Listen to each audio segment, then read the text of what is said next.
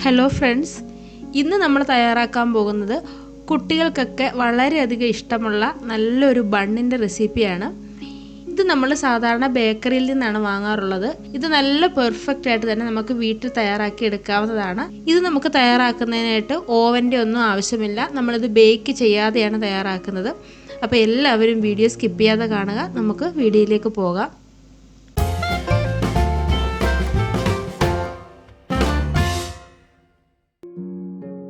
അപ്പോൾ ആദ്യം തന്നെ ഞാൻ ഒരു ബൗളിലേക്ക് വലിയൊരു കപ്പിന് 1/4 കപ്പ് പാൽ ഒഴിച്ചു കൊടുക്കുന്നുണ്ട്. ഇളം ചൂടുള്ള പാലാണ്, തണുത്ത പാൽ എടുക്കരുത്. ഇനി അതിലേക്കൊരു 1.5 ടേബിൾ സ്പൂൺ പഞ്ചസാര ചേർത്ത് കൊടുക്കുക. ഇനി നമ്മുടെ ബണ്ണിന് നല്ലൊരു ടേസ്റ്റും അതുപോലെ തന്നെ നല്ലൊരു സോഫ്റ്റ്നെസ്സും ഒക്കെ കിട്ടുന്നതിന് വേണ്ടി ഞാൻ ഇതിലേക്ക് 2 ടീസ്പൂൺ പാൽപ്പൊടിയാണ് ചേർത്ത് കൊടുക്കുന്നത്. നല്ലൊരു ടേസ്റ്റ് കിട്ടും പാൽപ്പൊടി ചേർത്ത് കൊടുക്കുമ്പോഴേ. കൂടെ തന്നെ 2 പിഞ്ച് ഉപ്പും കൂടി ചേർത്ത് കൊടുക്കുന്നുണ്ട്. ഇനി വേണ്ടത് 1 ടേബിൾ സ്പൂൺ ഓയിലാണ്. ഞാൻ സൺഫ്ലവർ ഓയിലാണ് ചേർത്ത് കൊടുക്കുന്നത്. കൂടെ തന്നെ ഒരു 1/4 ടീസ്പൂൺ ഈസ്റ്റ് ചേർത്ത് കൊടുക്കുന്നുണ്ട്. 2 പ്രാവശ്യമായിട്ട് 1/4 ടീസ്പൂൺ ഈസ്റ്റ് ചേർക്കുന്നുണ്ട്. അപ്പോൾ ഈസ്റ്റ് എടുക്കുമ്പോഴേ നമ്മൾ ഫ്രഷ് ആയിട്ടുള്ള ഈസ്റ്റ് വേണം എടുക്കാനായിട്ട്, പഴകിയ ഈസ്റ്റ് ഒന്നും എടുക്കരുത്. ഇനി ഇതെല്ലാം കൂടി നന്നായിട്ടൊന്ന് മിക്സ് ചെയ്ത് കൊടുക്കുക. പഞ്ചസാരയും എണ്ണയും ഉപ്പും പാൽപ്പൊടിയും എല്ലാം ഉണ്ട്. അപ്പോൾ നന്നായിട്ട് തന്നെ കട്ടകളൊന്നുമില്ലാതെ, പാൽപ്പൊടിയൊന്നും കട്ട പിടിച്ച് കിടക്കാതെ നല്ലതുപോലെ ഒന്ന് ഇളക്കി ചേർത്ത് മിക്സ് ചെയ്യുക. ഞാനൊരു വിസ്ക് ഉപയോഗിച്ച് നല്ലതായിട്ടൊന്ന് മിക്സ് ചെയ്തെടുക്കുന്നുണ്ട്. അപ്പോൾ ഇനി നമുക്ക് ഇതിലേക്ക് ആവശ്യമായിട്ടുള്ളത് മൈദയാണ്. ഞാൻ 2 കപ്പ് മൈദപ്പൊടി എടുത്തിട്ടുണ്ട്. അതിൽ നിന്നും 1.5 കപ്പ് മൈദപ്പൊടി ഞാൻ ഇതിലേക്ക് ഇട്ട് കൊടുക്കുന്നുണ്ട്. എല്ലാം കൂടി ഒന്ന് മിക്സ് ചെയ്ത് കൊടുത്ത ശേഷം നമുക്ക് ആവശ്യമുണ്ടെങ്കിൽ വീണ്ടും ചേർത്ത് കൊടുക്കാം. അപ്പോൾ ഇതുപോലൊരു സ്പാച്ചിലോ അല്ലെങ്കിൽ ഒരു സ്പൂണോ വെച്ചിട്ട് നമുക്ക് നല്ലതുപോലെ ഒന്ന് മിക്സ് ചെയ്തെടുക്കാവുന്നതാണ്. നല്ല ലൂസായിട്ടാണ് വന്നത്. അപ്പോൾ ഞാൻ ബാക്കി ഇരുന്ന മൈദയും കൂടി ചേർത്ത് കൊടുത്തിട്ടുണ്ട്. അങ്ങനെ 2 കപ്പ് മൈദ നമ്മൾ ചേർത്ത് കൊടുത്തിട്ടുണ്ട്. നമ്മൾ ഇതേ രീതിയിലൊന്ന് മിക്സ് ചെയ്തെടുക്കുമ്പോഴേ നമുക്ക് പെട്ടെന്ന് തന്നെ ഇത് കുഴച്ചെടുക്കാനും പറ്റും. അതുപോലെ നമ്മുടെ കയ്യിലൊന്നും ഒട്ടിപ്പിടിക്കുകയില്ല. ഒരുപാട് നേരം നമ്മളിതൊന്ന് കുഴച്ചെടുക്കേണ്ട ആവശ്യവുമില്ല കേട്ടോ. കുറച്ച് സ്റ്റിക്കി ആയിട്ട് വേണം നമ്മളിത് തയ്യാറാക്കി എടുക്കാനായിട്ട്. അപ്പോൾ അതാണ് നല്ല രീതിയിലൊന്ന് ഞാനൊന്ന് മിക്സ് ചെയ്തെടുത്തിട്ടുണ്ട്. ഇനി നമുക്ക് കൈകൊണ്ട് തന്നെ നല്ലതുപോലെ ഒന്ന് കുഴച്ചെടുക്കാം. അതിനുവേണ്ടി ഞാൻ കുറച്ച് മൈദപ്പൊടി ഒന്ന് തൂവി കൊടുത്തിട്ട് ഇതേ രീതിയിലൊന്ന് മിക്സ് ചെയ്തെടുക്കുന്നുണ്ട്. കുറേശ്ശെ മൈദപ്പൊടി നമുക്കൊന്ന് തൂവി കൊടുക്കാം. ഒരുപാട് ഇട്ട് കൊടുക്കരുത്. കുറച്ച് ഇതുപോലെ ഒന്ന് തൂവി കൊടുത്തിട്ട് നല്ലതുപോലെ ഒന്ന് കുഴച്ചെടുക്കാം. ഒരുപാട് ടൈറ്റ് ആകാനൊന്നും പാടില്ല. അപ്പോൾ ഈ രീതിയിലൊന്ന് കുഴച്ചെടുക്കുകയാണെങ്കിൽ നമുക്ക് പെട്ടെന്ന് തന്നെ ഇത് തയ്യാറാക്കി എടുക്കാൻ പറ്റും കേട്ടോ. ഇതുണ്ടാക്കുമ്പോഴേ നമ്മളെടുക്കുന്ന ഈസ്റ്റ് നല്ല ഫ്രഷ് ആയിട്ടുള്ള ഈസ്റ്റ് വേണം കേട്ടോ. അപ്പോൾ നമുക്ക് വളരെ കുറച്ച് മാത്രം ചേർത്ത് കൊടുത്താൽ മതി. നല്ല റിസൾട്ട് നമുക്ക് ഉണ്ടാവുകയും ചെയ്യും. പഴയ ഈസ്റ്റ് എടുത്തു കഴിഞ്ഞാൽ ഈ നമ്മുടെ ബണ്ണ് കറക്റ്റായിട്ട് കിട്ടില്ല കേട്ടോ. ഇതാ കണ്ടില്ലേ, ഇപ്പം നമ്മുടെ മാവ് ഈ ഒരു രീതിയിൽ ഞാനൊന്ന് കുഴച്ചെടുത്തിട്ടുണ്ട്. നല്ല ലൂസായിട്ട് ഈ ഒരു കണക്കിന് വേണം കുഴച്ചെടുക്കാനായിട്ട്. കയ്യിലൊന്നും ഒട്ടിപ്പിടിക്കുകയില്ല. നല്ല പെർഫെക്റ്റ് ആയിട്ട് തന്നെ കിട്ടുകയും ചെയ്യും. അപ്പോൾ ഇനി നമുക്കിത് ഒന്ന് റെസ്റ്റ് ചെയ്യാനായിട്ട് വെക്കണം. നമ്മളിതൊരു 2 മണിക്കൂറെങ്കിലും റെസ്റ്റ് ചെയ്യാനായിട്ട് വെക്കണം. ഈ റെസ്റ്റ് ചെയ്യാൻ എടുക്കുന്ന സമയം മാത്രമേ ഉള്ളൂ. ബാക്കിയെല്ലാം നമുക്ക് പെട്ടെന്ന് തന്നെ ചെയ്തെടുക്കാവുന്നതാണ്. ഞാനിത് 1 മണിക്കൂർ വെക്കുന്നുണ്ട് കേട്ടോ. 2 മണിക്കൂർ വെക്കാൻ സമയമുണ്ടെങ്കിൽ അങ്ങനെ വെക്കുക. അപ്പോൾ ഞാൻ 1 മണിക്കൂറൊന്ന് വെച്ച് കൊടുക്കുന്നുണ്ട്. അപ്പോൾ നമുക്കൊന്ന് അടച്ചു വെച്ച് കൊടുക്കാം. ഇതാ കണ്ടില്ലേ, 1 മണിക്കൂർ കഴിഞ്ഞപ്പോൾ കണ്ടില്ലേ നമ്മുടെ മാവൊക്കെ നല്ലതുപോലെ പൊങ്ങി വന്ന് ഡബിൾ സൈസായിട്ട് വന്നിട്ടുണ്ട്. നല്ല സോഫ്റ്റായിട്ടാണ് കിട്ടിയേക്കുന്നത്.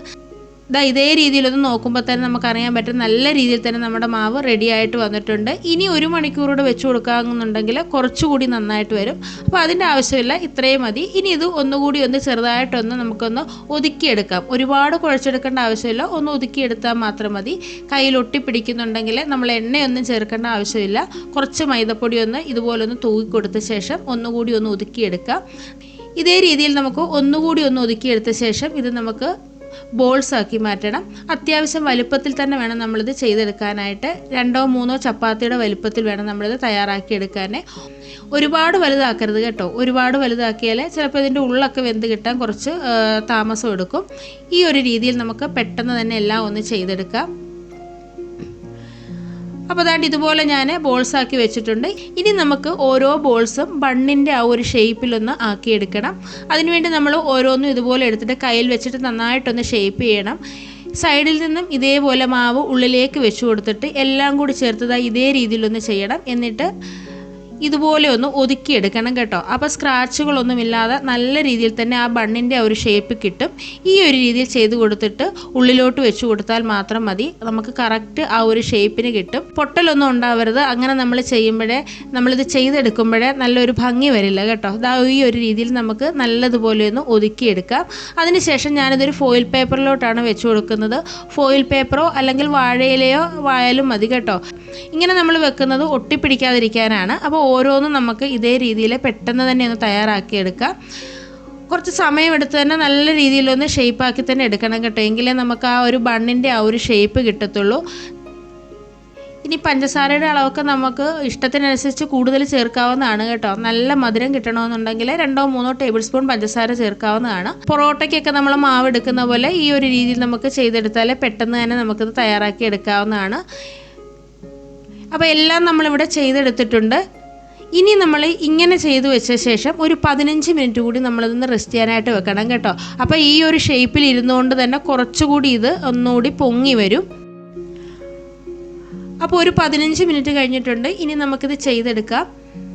നമ്മളിത് ബേക്ക് ചെയ്തല്ല എടുക്കുന്നത്, എണ്ണയിൽ ഫ്രൈ ചെയ്താണ് നമ്മളിത് എടുക്കുന്നത്. അപ്പോൾ ഇത് ഫ്രൈ ചെയ്യാൻ ആവശ്യമായിട്ടുള്ള എണ്ണ ചൂടായിട്ടുണ്ട്. എണ്ണ ഒരുപാട് ചൂടാവരുത്, ഒരു മീഡിയം ലെവലിൽ മാത്രമേ എണ്ണ ചൂടാകാവൂ. ചൂടായ എണ്ണയിലേക്ക് നമ്മൾ എടുത്തു വെച്ചിരിക്കുന്നത് നമുക്ക് പതുക്കെ ഒന്ന് ഇട്ട് കൊടുക്കാം.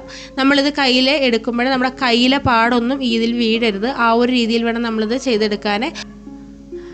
അല്ലെങ്കിൽ നമ്മൾ എടുത്തേക്കുന്ന ആ ഫോയിൽ പേപ്പറിൽ നിന്ന് ഡയറക്റ്റ് ഇതിലേക്ക് ഇട്ട് കൊടുത്താൽ മതി, നമ്മൾ കയ്യിലോട്ട് ആക്കാതെ. കൈയുടെ പാടൊന്നും വരാതെ നോക്കണം. അപ്പോൾ അത് നമ്മൾ 2 എണ്ണം ഇട്ട് കൊടുത്തിട്ടുണ്ട്. ആ ഇട്ട് കൊടുക്കുന്ന അതേ സമയത്ത് തന്നെ ഇത് കണ്ടില്ലേ, പൊങ്ങി വന്നത് കണ്ടില്ലേ, നല്ല സൂപ്പറായിട്ട് തന്നെ വന്നിട്ടുണ്ട്.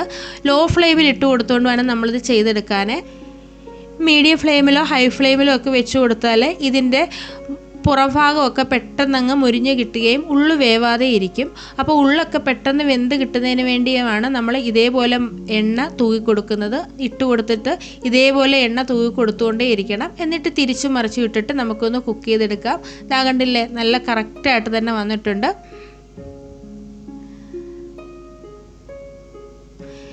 ഇതിനകത്തിൽ എണ്ണ കുടിക്കുകയൊന്നുമില്ല, നല്ല പെർഫെക്റ്റ് ആയിട്ട് തന്നെ നമുക്ക് തയ്യാറാക്കി എടുക്കാവുന്നതുമാണ്.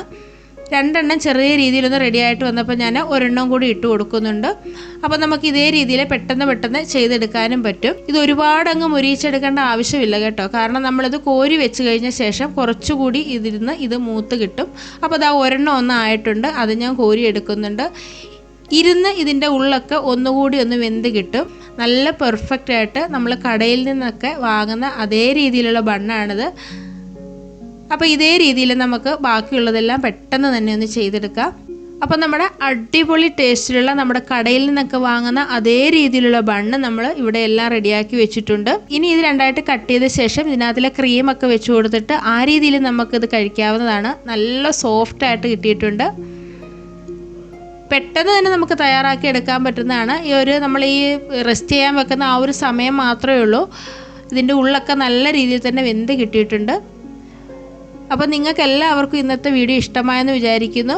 വീഡിയോ ഇഷ്ടമായിട്ടുണ്ടെങ്കിൽ ലൈക്ക് ചെയ്യാനും ഷെയർ ചെയ്യാനും കമൻറ്റ് ചെയ്യാനും, അതേപോലെ തന്നെ ചാനൽ സബ്സ്ക്രൈബ് ചെയ്യാത്ത ആരെങ്കിലും ഉണ്ടെങ്കിൽ ഒന്ന് സബ്സ്ക്രൈബ് ചെയ്ത് സപ്പോർട്ട് ചെയ്യാനും മറക്കരുത്.